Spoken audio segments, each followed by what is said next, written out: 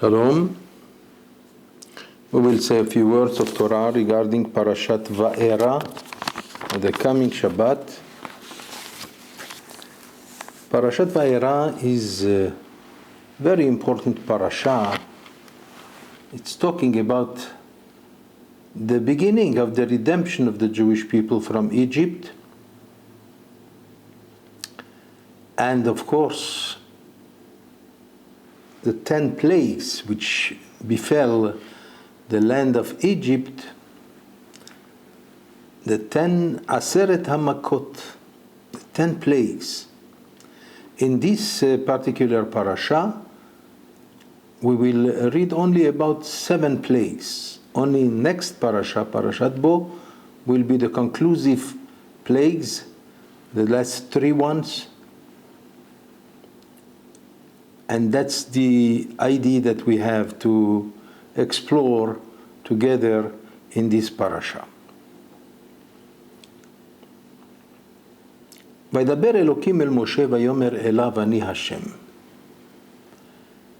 If we want to have a connection with last week's parasha, we have to remind everyone that at the conclusion of last week's parasha, Moshe was so to speak, he was angry that because of him and his brother Aharon, who came to Paro to ask him to give the freedom to the Jewish people. So when they came, the reply, the reaction of Paro was unexpected. He said, Mi Adonai asher eshma bekolo. You come on behalf of a name of God, Yudke Vavke. Who is he? I don't know him. And then he said something extremely catastrophic for the Jewish people. He said, and now I am going to tell the Jews who are enslaved anyway, but they will have to provide. Until now, we provided for them the bricks, the straw, and all the things that is required in order to build up and to do their job. But now they will have to supply all this, which means the situation has worsened to such a point that is extremely painful for the Jewish people, not knowing what to do. So they came to the Jewish people when they heard what happened.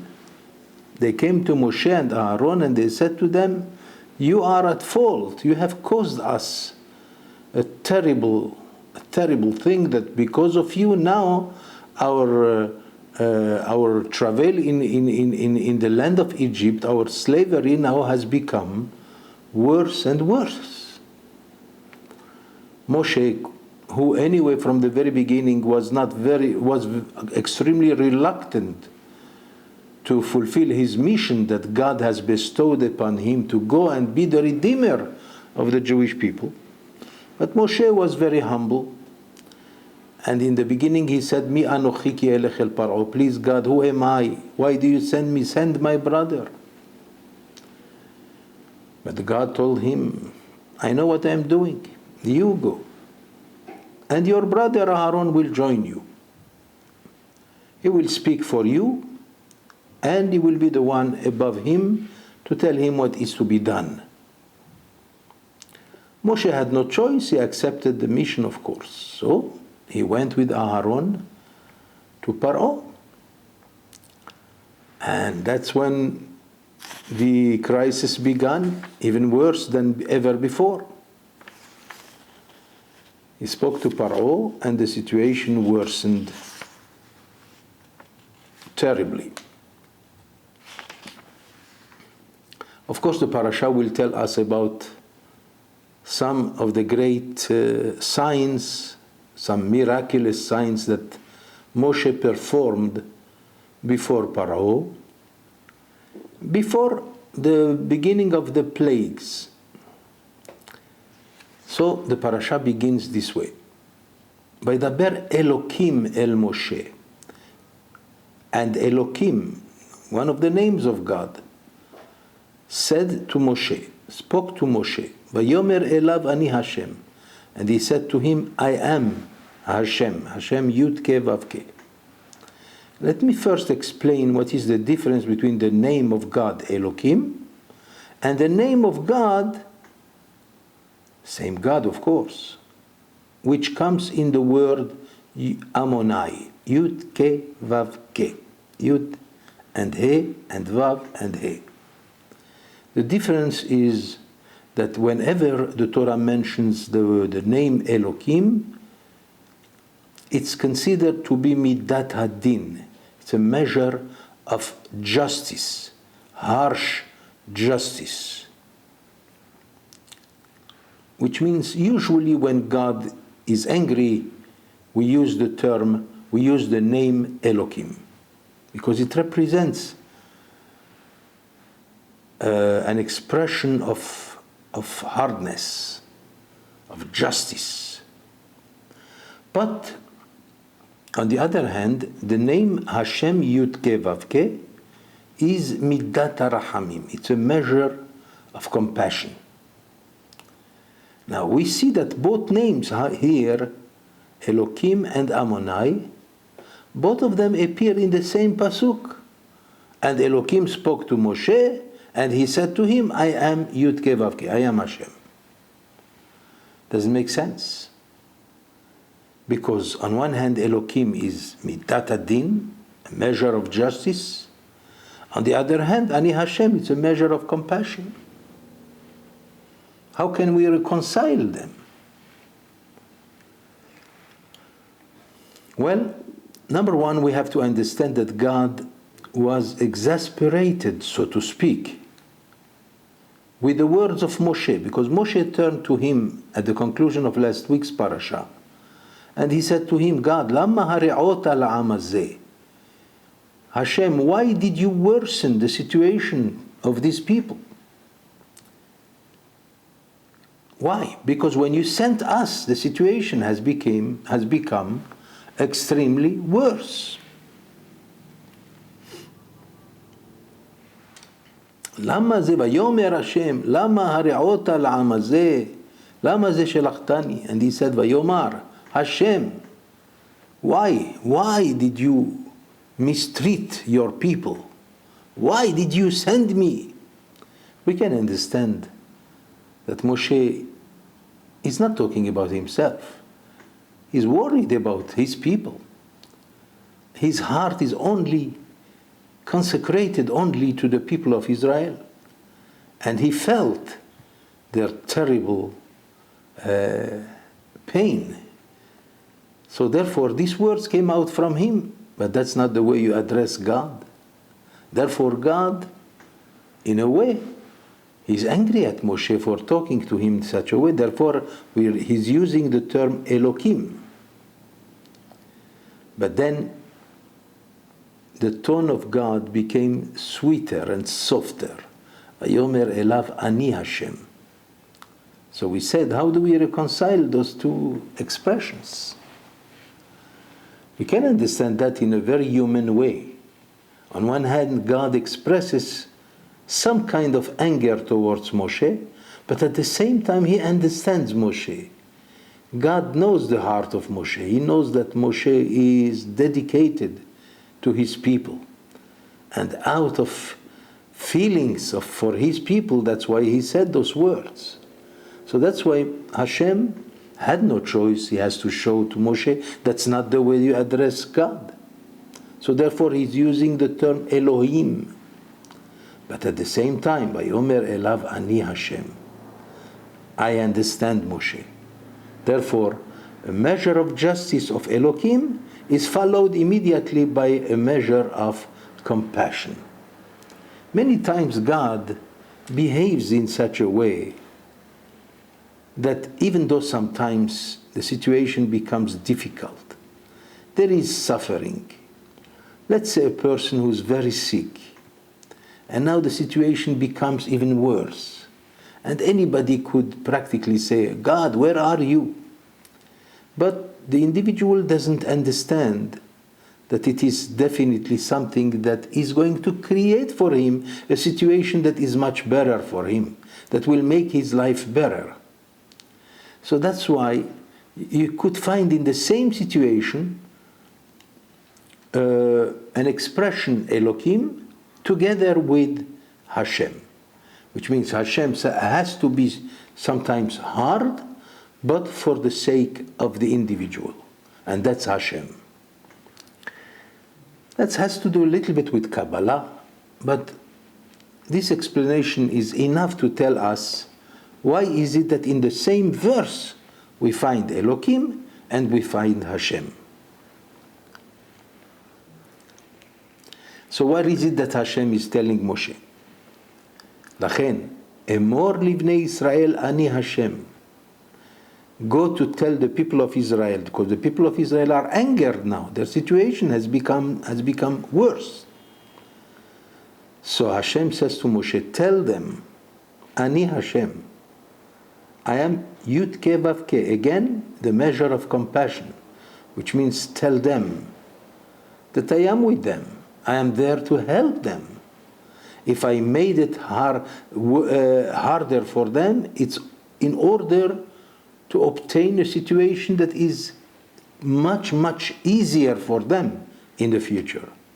Or as our sages say, that because the situation has become worse in that slavery of the Jewish people, that's why the Jewish people did not have to stay in Egypt for that long time that God told Abraham Avinu. If you remember, God said to Abraham, our father Abraham, that your descendants are going to be enslaved in Egypt for 400 years. But the Jewish people were not enslaved for 400 years, 430 years. Rather, according to one version, it's 210 years, and then the redemption followed, and they were out. According to some Kabbalistic understanding, they were exactly 86 years at the time of slavery. What happened to the 400? The answer is, Ki bad davar asher zadu alehem. Because the situation became so painful for the Jewish people, much more than expected before, much more than prepared before. So God made a calculation. Their suffering that became worse is going to take the place of those many years that should have been before, and the time of their stay in Egypt was shortened. It was worth it. Of course, who are we to say anything about those things when we're talking about the suffering of all the Jewish people there? So therefore Hashem says to Moshe, tell them, Emor livnei Israel, Ani Hashem, not Elohim, I am Hashem, which means I am going to deal with them with a measure of compassion, that they should believe that I am here for them, and I am going to bring them the redemption in 4 ways. That's what the verse is saying here. Vehotzeti etchem mitachat sivlot Mitzrayim. Say to the Jewish people, in my name, I am God, I will take you away. That's the first expression of redemption. Vehotzeti etchem. I will take you away from your forced labor, mitachat sivlot Mitzrayim, and free you from your slavery. That's the second expression of redemption. Vehitzalti etchem me'avodatam. And I will free you from their slavery. And then comes the third expression of redemption. Vega'alti etchem bizro'a netuya. And I will liberate you with a demonstration of my power. Bizro'a netuya. Ubishfatim gedolim. And with great acts of judgment. And here comes now the fourth expression of redemption. Velakachti etchem li le'am. And I will take you to myself as my nation, as a nation, and I will be with you. I will be to you as a God. והייתי לכם לאלוקים. Now, we have here 4 expressions of redemption. And that's why, by the way, that's why we drink the night of Pesach 4 cups of wine. 4 cups of wine in accordance with the 4 expressions of redemption that God used in order to free the Jewish people from the land, from their slavery. So first, vehotzeti. And then, after vehotzeti, he says, vehitzalti. I shall save you. First, vehotzeti, I will take you out. Then, vehitzalti etchem, I shall save you. And then, vega'alti etchem, I will redeem you with the great, miraculous acts of judgment. Ubishfatim gedolim. And then comes the 4th expression, velakachti etchem li, I will take you to myself as my people. Our sages have understood that these 4 expressions were exactly that which was needed for the Jewish people to become the nation of God. The nation of God, if it was freed in a normal way, they would not be able to become the nation of God. As we have explained in past lectures, the nation of God is a nation that must have the traits of character with which God is satisfied. We spoke about the character of humbleness, shyness, compassion, kindness, and charitable acts, deeds of charity. And God made sure that this nation, the nation of Israel, is going to become the nation that fits to be the nation of God. How? Because of those traits of character. And that's why 4 expressions of redemption were required here. Because you could redeem a slave, but that doesn't mean that he is really totally free. You have to be free physically and spiritually. At the same time, to be ready to accept something that is beyond the possibility or the capability of other nations to accept. And that's why God had to manufacture, to produce a special nation that has to be redeemed in 4 ways of redemptions. So it's not only that he will take them out of Egypt. It's not only that he will save them. It's not only that he will redeem them. But as a conclusion of all this, he will also take them to become his nation. So that forever and ever, the Jewish people will always say, Ki ani Hashem Elokechem, it is God, our God, hamotzi etchem mitachat sivlot Mitzrayim, who is bringing you out from under the Egyptian subjugation. And Moshe went to the people of Israel, but they wouldn't listen to him. Velo shami'u el Moshe. Why? They could not, because of their disappointment and hard work. So they would no longer listen to him. And therefore, and with certain act of humbleness, Moshe Rabbeinu is continuing with his mission, and he turns to God and he says to him, the Jewish people doesn't want to listen to me, the children of Israel do not listen to me. And you expect me to convince Paro that he will listen to me? I mean, my people do not listen to me. Pharaoh is going to listen to me, especially Va'ani Aral Sefatayim, and especially that I have no self-confidence because it's hard for me to speak. There are several explanations as to the problem of Moshe. Some say he stuttered. But some of the sages say that it's not. He had a normal speech. But he lost his self-confidence. Therefore, he doesn't know exactly how to even talk. And that's why Hashem is convincing him that he can do that. He definitely is the best redeemer. That's Moshe. Remember, Hashem chose Moshe. He didn't go to the best rabbi of the Jewish people to become the redeemer of the Jewish people. He chose Moshe. But it's very difficult to understand that, by the way, because Moshe, he was a prince. He grew up in the house of Batya, the daughter of Paro. So he was a prince.